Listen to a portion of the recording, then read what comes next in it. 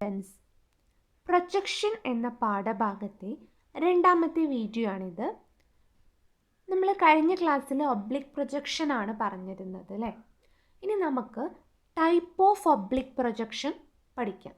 Generally നമ്മൾ classify ചെയ്തപ്പോൾ 3 oblique projection പഠിച്ചിട്ടുണ്ടായിരുന്നു. ഒബ്ലിക് പ്രൊജക്ഷൻ്റെ ടൈപ്പ് കാവലിയാർ, ക്യാബിനറ്റ്, ക്ലിനോഗ്രാഫ്.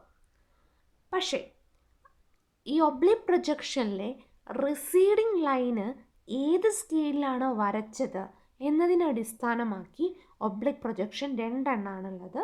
ഒന്ന് കാവലിയറും ഒന്ന് ക്യാബിനറ്റും. ഓക്കെ, അപ്പം എന്താണ് റിസീഡിങ് ലൈന്?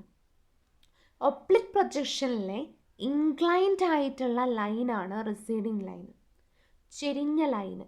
ഒബ്ലിക് പ്രൊജക്ഷനിലെ ചെരിഞ്ഞ ലൈനാണ് റിസീഡിങ് ലൈന്. ആ റിസീഡിങ് ലൈന് ഫുൾ സ്കെയിലാണ് വരയ്ക്കുന്നത് എങ്കിൽ, ഫുൾ സ്കെയിൽ എന്ന് പറഞ്ഞാൽ എന്താ, ഒബ്ജക്റ്റും 2 സെൻറ്റിമീറ്റർ ആണെങ്കിൽ ഈ റിസീഡിങ് ലൈനും 2 സെൻറ്റിമീറ്റർ തന്നെ വരയ്ക്കുമ്പോഴാണ് അത് ഫുൾ സ്കെയിൽ എന്ന് പറയുന്നത്. അപ്പോൾ ഫുൾ സ്കെയിലാണ് വരയ്ക്കുന്നതെങ്കിൽ അത് കാവലിയാർ പ്രൊജക്ഷനാണ്. ആ പ്രൊജക്ഷനാണ് കാവലിയാർ പ്രൊജക്ഷൻ. ഇനിയിപ്പം നമ്മുടെ ഒബ്ലിക് പ്രൊജക്ഷനിൽ റിസീഡിങ് ലൈൻ വരയ്ക്കുന്നത് യഥാർത്ഥ സൈസിൻ്റെ പകുതി സൈസിലാണ് വരയ്ക്കുക എങ്കിൽ അതാണ് ക്യാബിനറ്റ് പ്രൊജക്ഷൻ എന്ന് പറയുന്നത്. ഇനി എന്താണ് ഒബ്ലിക് പ്രൊജക്ഷനും ഐസോമെട്രിക് പ്രൊജക്ഷനും തമ്മിലുള്ള വ്യത്യാസം എന്ന് നോക്കാം. ഒബ്ലിക് പ്രൊജക്ഷനിൽ പ്രൊജക്റ്റേഴ്സ് ഒക്കെ പാരലൽ ആയിരിക്കും and incline to the plane of projection. Projectors തമ്മിലൊക്കെ പാരലൽ ആയിരിക്കും, പക്ഷേ പ്ലെയിൻ ഇതുവരെ പാരലൽ ആയിരിക്കും, പക്ഷേ ഇവിടെ വെച്ചിട്ട് എന്ത് ചെയ്യും, അത് ഇൻക്ലൈൻഡ് ആവും. പ്ലെയിൻ ഓഫ് പ്രൊജക്ഷനിൽ അത് ഇൻക്ലൈൻഡ് ആവും.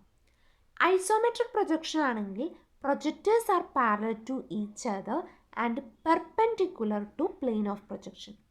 പ്ലെയിൻ ഓഫ് പ്രൊജക്ഷന് പെർപെൻഡിക്കുലർ ആണെങ്കിൽ അതാണ് ഐസോമെട്രിക് പ്രൊജക്ഷൻ.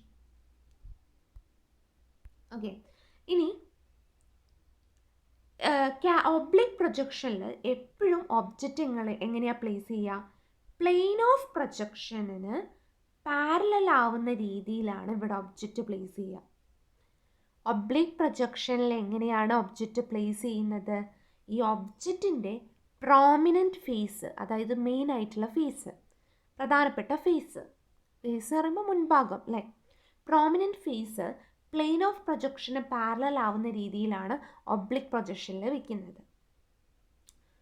ഇനി ഐസോമെട്രിക് പ്രൊജക്ഷനിലോ, ഐസോമെട്രിക് പ്രൊജക്ഷൻ നമ്മൾ പറഞ്ഞു അല്ലേ, ഒബ്ജക്റ്റ് എപ്പോഴും എന്താണ്, ഒബ്ജക്റ്റിലെ ഒരു സൈഡ്, 2 സൈഡും ഹൊറിസോണ്ടലുമായി 30 ഡിഗ്രി ഉണ്ടാക്കും. അതിൻ്റെ പ്രിൻസിപ്പൽ ആക്സിസ് ഒക്കെ 120 ഡിഗ്രി ആയിരിക്കും ഉണ്ടാവുക. ഇതാണ് പ്രധാനപ്പെട്ട വ്യത്യാസം. ഇത് ഇമ്പോർട്ടൻ്റ് ആണ്, ഇവ തമ്മിലുള്ള വ്യത്യാസം അറിഞ്ഞിരിക്കണം. അടുത്തത് ഓർത്തോഗ്രാഫിക് പ്രൊജക്ഷൻ ആണ്. ഓർത്തോഗ്രാഫിക് പ്രൊജക്ഷനിൽ എന്താണ്, പ്രൊജക്റ്റേഴ്സ് ഒക്കെ പാരലൽ ആണ്, perpendicular to the plane of projection ആണ്. ഓക്കെ, അപ്പോൾ ഞാൻ നേരത്തെ പറഞ്ഞതാണ് ഓർത്തോഗ്രാഫിക് പ്രൊജക്ഷൻ എന്ന് പറഞ്ഞാൽ നമ്മൾ ഡെയിലി നമ്മളെ വീടിൻ്റെയൊക്കെ പ്ലാന്, സെക്ഷൻ, എലവേഷൻ, അതൊക്കെ ഓർത്തോഗ്രാഫിക് പ്രൊജക്ഷനിലാണ് വരയ്ക്കുന്നത്. എന്താണ് ജനറൽ പ്രൊസീജിയർ എന്ന് നോക്കാം.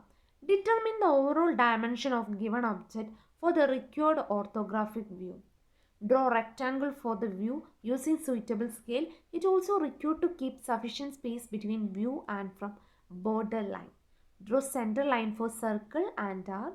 Draw circle and arc for circle first. Next, draw straight line for mean shape of the object. ഇതെന്ന് പറഞ്ഞാൽ നമ്മൾ ജനറൽ എങ്ങനെയാണ് ഓർത്തോഗ്രാഫിക് പ്രൊജക്ഷൻ വരയ്ക്കുക എന്നതാണ്.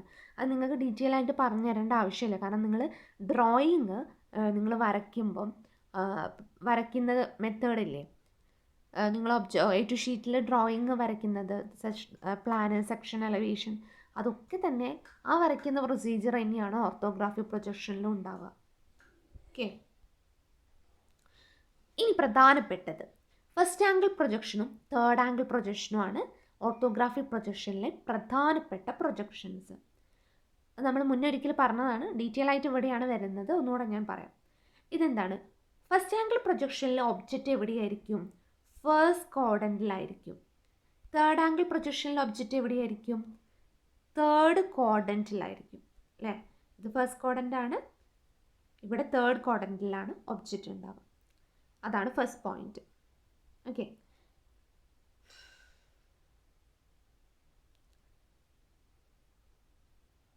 ഓക്കെ, ഇതിൻ്റെ ഫിഗറാണ് കേട്ടോ.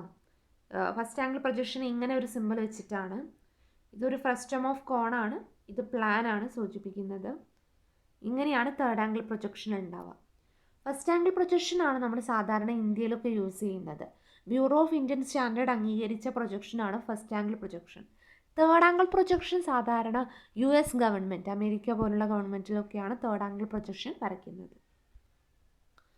ഓക്കെ, ഇവിടെ ഫസ്റ്റ് ആംഗിൾ പ്രൊജക്ഷനിൽ നമ്മുടെ എലവേഷൻ മുകളിലും പ്ലാന് താഴെയായിരിക്കും ഉണ്ടാവുക അല്ലേ?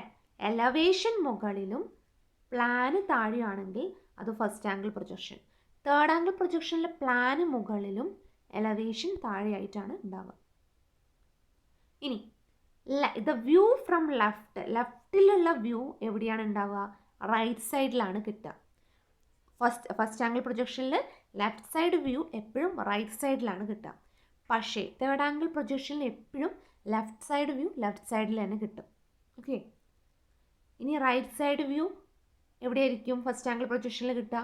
ലെഫ്റ്റ് സൈഡിൽ. തേർഡ് ആംഗിൾ പ്രൊജക്ഷനിലാണെങ്കിലോ ലെഫ്റ്റ് സൈഡ് വ്യൂ ലെഫ്റ്റ് സൈഡിൽ തന്നെ കിട്ടും. ഓക്കെ, പിന്നെ ഇതിൻ്റെ ഇത്രയും കാര്യങ്ങളാണ് ഇതിൻ്റെ മെയിനായിട്ട് നിങ്ങൾ അറിഞ്ഞിരിക്കേണ്ടത്. പിന്നെ ആ സിമ്പിൾ കാര്യങ്ങളൊക്കെ കേട്ടോ.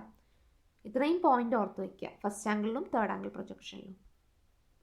ഓക്കെ, ഇനി the point should be considered four converting pictorial view in orthographic view. നമ്മൾ പിക്ടോറിയൽ വ്യൂ ഓർത്തോഗ്രാഫിക് വ്യൂ ആക്കി വരയ്ക്കണമെങ്കിൽ എന്തൊക്കെ കാര്യങ്ങളാണ് ശ്രദ്ധിക്കേണ്ടത് എന്നാണ് ഇവിടെ പറയുന്നത്. ഡയമെൻഷൻസ് എപ്പോഴും നമ്മൾ വ്യൂ ചെയ്യണതിൻ്റെ നമ്മളൊരു ഒബ്സർവർ നോക്കുന്ന ഡയറക്ഷനാണ് അയാളെ വ്യൂ എന്ന് പറയുന്നത്. അതിന് പാരലലായിട്ടായിരിക്കണം ഡയമെൻഷൻസ് ചെയ്യേണ്ടത്. Okay, the visible edge and the intersection of the surface are shown by object line. Object line വെച്ചിട്ടാണ് വിസിബിൾ എഡ്ജൊക്കെ നമ്മൾ വരയ്ക്കേണ്ടത്. ഹിഡൻ എഡ്ജ് ഡോട്ടഡ് ലൈൻ ഉപയോഗിച്ചിട്ടാണ് വരയ്ക്കേണ്ടത്. സെൻട്രൽ ലൈൻ എപ്പോഴും സിമെട്രിക്കൽ പാർട്ടായിരിക്കും. ഇപ്പോൾ ഒരു സിലിണ്ടർ ആണെങ്കിൽ അതിന് സിമെട്രിക് ആയിട്ടാണ് നമ്മൾ സെൻട്രൽ ലൈൻ വരയ്ക്കുക അല്ലേ? ഒരു ഇങ്ങനെയുള്ള ഒരു ലൈനായിരിക്കും അതിൻ്റെ സെൻട്രൽ ലൈൻ. ഓക്കെ,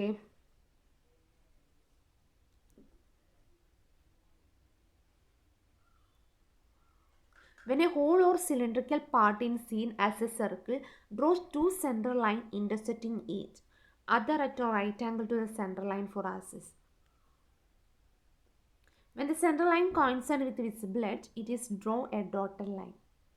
അതായത് സെൻട്രൽ ലൈൻ ഇപ്പം വിസിബിൾ എഡ്ജായിട്ട് കോയിൻസൈഡ് ചെയ്യുകയാണെങ്കിൽ അവിടെ ഡോട്ടഡ് ലൈൻ ഉപയോഗിച്ചിട്ട് തന്നെയാണ് വരയ്ക്കേണ്ടത്. ഇനിയിപ്പോൾ ഹിഡൻ എഡ്ജാണ് വിസിബിൾ എഡ്ജായിട്ട് കോയിൻസൈഡ് ചെയ്യുമെങ്കിൽ അവിടെ നമ്മൾ ഒബ്ജക്റ്റ് ലൈൻ വെച്ചിട്ടാണ് വരയ്ക്കേണ്ടത്. ഒബ്ജക്റ്റ് ലൈനൊക്കെ വരയ്ക്കേണ്ടത് ഏതാണെന്ന് അറിയാലോ? ടൈപ്പ് A, കണ്ടിന്യൂസ് തിക്കാണ് അല്ലേ? അതൊക്കെ ഓർത്ത് വെക്കാണ്ട്. ഓരോ ലൈനും ഇനി അപ്ലിക്കേഷൻ വരും. ഓരോ ലൈൻ ഡോട്ടഡ് ലൈൻ ആകുമ്പോൾ എങ്ങനെ അതിനെ റെപ്രസെൻ്റ് ചെയ്യാം അറിഞ്ഞിരിക്കണം. ഓക്കെ, ഫസ്റ്റ് ആംഗിൾ പ്രൊജക്ഷൻ നമ്മൾ പറഞ്ഞു ഫസ്റ്റ് ക്വാഡ്രന്റിലാണ് വെക്കുക അല്ലേ? ബാക്കി കാര്യങ്ങളൊക്കെ നമ്മൾ പറഞ്ഞാണ്. പ്ലാന് താഴെയും എലവേഷൻ മുകളിലുമാണ് ഉണ്ടാവുക. ഇനി തേർഡ് ആംഗിൾ പ്രൊജക്ഷനിൽ ഒബ്ജക്റ്റ് തേർഡ് ക്വാഡ്രന്റിലാണ് വെക്കുക.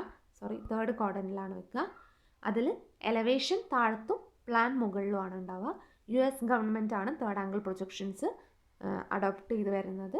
ഫസ്റ്റ് ആംഗിൾ പ്രൊജക്ഷനിൽ BIS ആണ് അല്ലേ? നമ്മുടെ BIS ആണ് ഓക്കെ കണ്ടിന്യൂ ചെയ്യുന്നത്.